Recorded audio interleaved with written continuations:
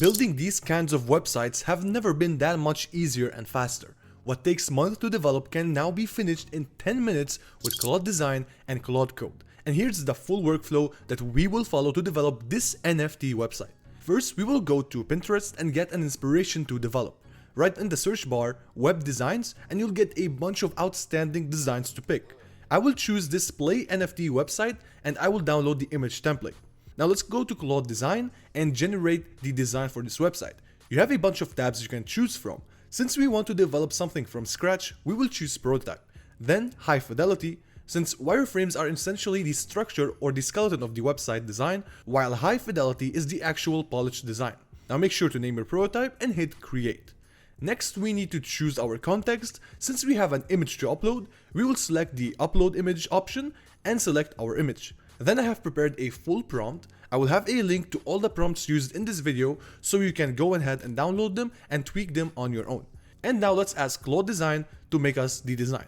And there we have our design fully generated. We can see that we still have to add images, but apart of that, everything looks fine.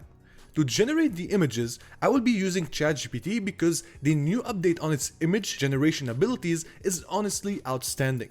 So I'm going to ask it to generate the images of these NFTs so I can ask Claude Design to add them. So I will give it this prompt to generate the hero NFT, and as you can see, it did it. And now let's do the others. Once ChatGPT is done with generating your images, you take them back to Claude Design and ask it to redevelop the design accordingly. And there you have it. The website right now looks complete with the images, and I also fixed a small problem I had with the navigation inside the Explore button. But aside of that, everything looks perfect.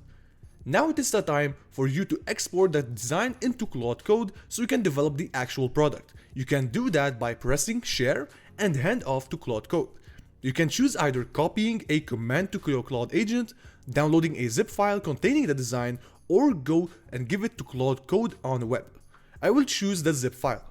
After pasting the zip file and pasting my prompt to Claude Code, which includes how I want Claude to structure my files with the tech stack it has to use and how I want the website to feel. I also included for Claude to make sure it uses the Framer Motion module in React since it has outstanding animations it can do on a website. Of course, you can find these prompts in the link in the description.